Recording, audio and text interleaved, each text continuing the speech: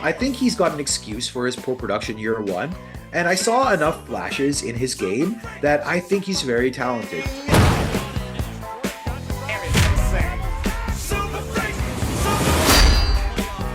Hello and welcome to another edition of Fantasy Football Freaks. I'm Jason, he's Vaz, and today we continue on with our rankings for positions. We do wide receivers today as we're trying to fit in the rookies into the position class to see where they rank in Dynasty formats. We're looking at a 12-team SuperFlex Dynasty format, so youth certainly does matter, and more than just this season. And this is going to be the most significant list we've done of these positions because there are so many top-end rookies in the draft year. So we're going to be talking about some of the guys immediately and how they fit in. Before we get started, Vaz, anything else you want to mention before we get talking about the wide receivers? Not much. I'll just say that again, I'm not going to go into depth about anybody in particular. I just want to get my rankings out there, and then you guys can see where the rookies slot in. Okay, let's start off with group number one, the top tier. No rookies here. Justin Jefferson, Chase, and Lamb. Just three guys in your top tier. Yeah, I think this is pretty self-explanatory. I'll say that some people might argue that that like you could pick any one of them in any order, but for me, JJ is still by far and away the best player, best receiver in the NFL, and the clear number one wide receiver in Dynasty for me. I think he's a league breaker. He's a league winner. He can put up a quarterback style points any given Sunday. So even though like CD Lamb crushed last year, I expect JJ to return to form with JJ McCarthy as his quarterback. I think he's just an elite receiver. Yeah, I've got my order a little bit different, but I wouldn't care who I ended up with. It's just a matter of semantics on preferences for each individual. I think everyone has those three as the top tier, right?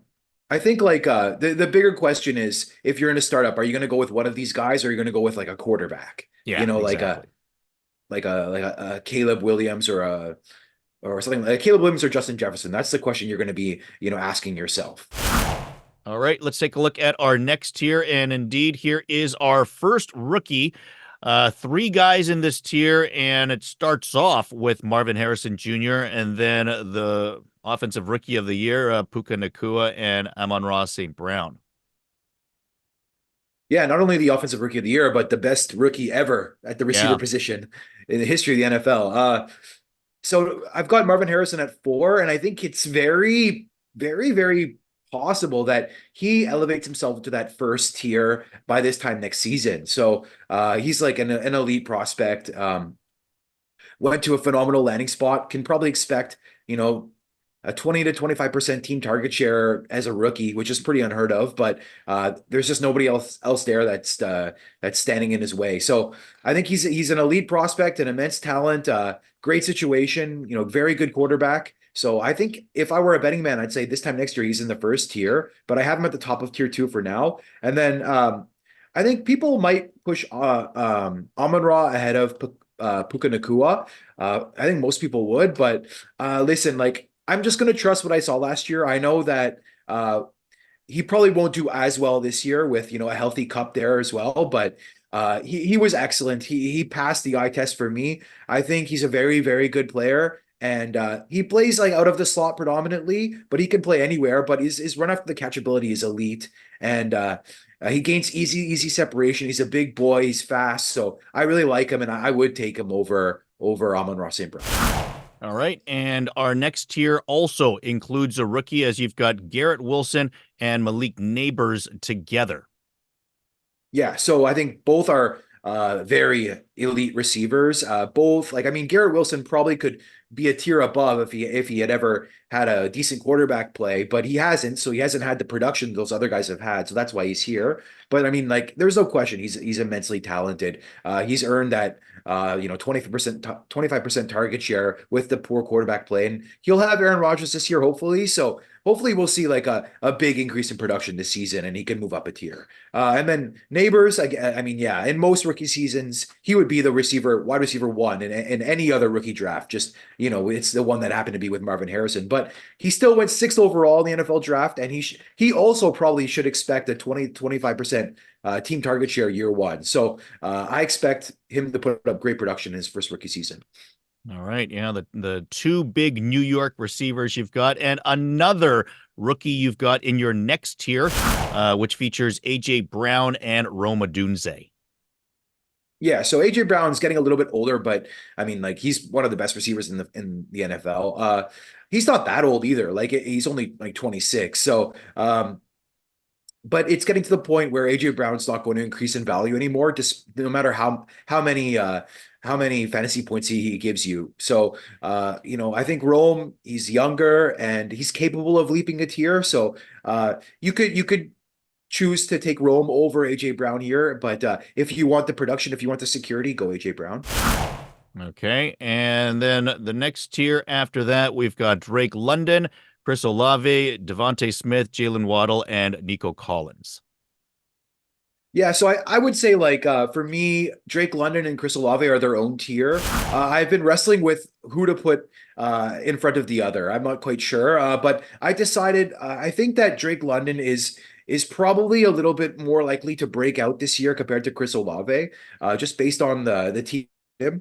So I have Drake London ahead of Olave, and then the other guys you mentioned, I view them like as top end wide receiver twos. They're all still young. They're all capable of increasing in value, but probably not decreasing in value as well. I think they're all very good players, but firmly established as wide receiver twos in fantasy football, like top end wide receiver twos. Okay.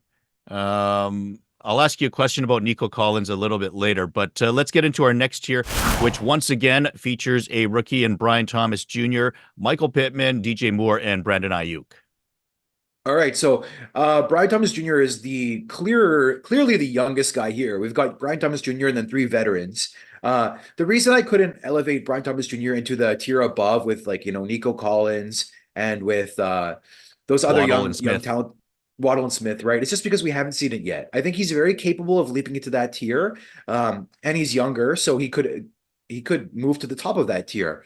But we haven't seen it yet, so I'm not certain that he's that player. I expect he will be. But I have him at the top of this tier because of his youth. And then the three guys behind him are very good players, all probably capable of giving you a back end wide receiver one fantasy football season. Okay, and then a six-player tier in Jackson Smith and Jigba, Zay Flowers, Jordan Addison, T. Higgins, Tank Dell, and Tyreek Hill. You've got JSN pretty high. So yeah, all these guys are, young players, mostly second year players in the same tier. And then Tyreek Hill in there as well. So I had to find a place for Tyreek Hill, and this is where he landed. I think a lot of people will probably have Tyreek Hill higher and JSN lower because Tyreek Hill has got you that league winning upside. But I'm just nervous that he's almost done his career. He's talked a few times about finishing at 30 years old, and he's at 29 right now. So I value youth in Dynasty, so I have him here, even though for some Dynasty teams he might, I might trade Zay Flowers for him, for instance. I do have JSN high. I really like JSN. I really liked him as a rookie, as a prospect. I think he's got an excuse for his poor production year one. And I saw enough flashes in his game that I think he's very talented. So I think it might take another year of disappointment, but I think eventually he will step out of the others' shadows in Seattle, and he will perform as the talent that we saw and that we expected him to be. Yeah, as a Seahawks fan, let me say that JSN, I've got him lower, but I do understand why he is that high. He is a great player. Like, there's no reason, like you said, that he shouldn't be better other than targets. And, there have been rumblings of a DK Metcalf trade. So, I mean, if something like that were to come to fruition, then certainly he would skyrocket. So, something about there. I did want to ask you, I said Nico Collins earlier. I think a lot of people don't know how to rank Nico Collins versus Tank Dell, right? I think I have them just, back to back in my rankings because I'm literally one of those people. I was like, well, I mean, who do you go with first? So why do you have Collins that much ahead of Tank Dell? That's a great question. I mean, I got to admit it's a little bit, of an injury bias here. Tank Dell's coming off the injury, and then once he was injured, like Nico Collins shined, so we saw what he's capable of. He's also got like the frame to be a true X, so I think I value that over what like Tank Dell is in like an undersized receiver. Even though Tank Dell is an excellent separator, and that's another type receiver type I really like, but the fact that like Nico Collins is a true X and that Tank Dell is undersized and coming off an injury, that's probably the reason that they are like, significantly apart in my rankings. Now, I can't do it for you. The inches we need are everywhere around us. What are you gonna do? Like!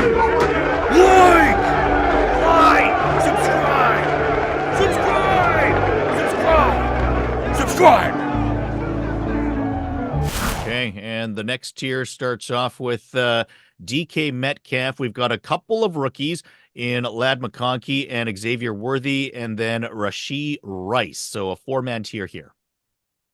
Right. So McConkey and Worthy, people might have them higher just, because they're shiny new toys. But you know what? We've seen Rashee Rice prove that he's a great player. I really like the talent that he is. He's at the bottom of this tier because of the recent incidents. If he hadn't got into a car accident and, been involved in some other altercations, he would probably be at the top of the previous tier ahead of JSN. Or even a tier above that, because he is a very good football player and he's attached to Patrick Mahomes. But you know what? I couldn't drop him a tier below, even though he's been in the news a lot lately. I mean, if Kansas City were to release him based on all of this stuff, then yes, for sure he would drop even further. But they haven't yet, so he's not going to. And then I'll touch on McConkey and Worthy briefly. I mean, like I like these players, both of them at the back end of round one and rookie drafts, and I think you can be happy to grab them there. They've got a lot of potential to move up in the rankings if they perform, but nothing's a lock with receivers. History's proven that probably one of these two guys will bust. So I'm not ready to move them that high. Okay, and then our next tier starts off with another rookie in Keon Coleman, followed by Reed, Debo, and Pickens. Okay, so I think like it's Keon and Pickens are similar type players, so that's probably why I grouped them here. Keon's a little bit younger, but yet unproven, but I mean, Pickens doesn't show me that much either. And then Debo is a much more talented receiver in my mind, but he's 28 years old. So, age is the factor here, but I've grouped them together based on talented age. Okay, and then three more rookies in your next tier, starting off with A.D. Mitchell, Deontay Johnson, Xavier Legette, Christian Kirk, Terry McLaurin, Chris Godwin, and Ricky Pearsall. Right. So a bunch of guys I see as like wide receiver twos, wide receiver threes, differing in age slightly. I like buying guys like McLaurin and Godwin and Deontay Johnson at this if you can get them for like a projected late round, second round rookie pick in 2025. I think they're very good players that they're capable of giving you wide receiver two production. And they're still young enough that they could give you that production for like 3 or 4 more seasons. And then the rookies that you mentioned, Pearsall, Legette, they could be wide receiver twos, it could be wide receiver threes, it could be busts. We're not really sure, but they're young and they're going to hold value for a while because they have the draft capital and they have good prospect profiles. So I like drafting them here especially if you're like trying the strategy of going for youth over veterans or whatnot. Okay, so that is your top 40 rankings for wide receivers in the Dynasty format.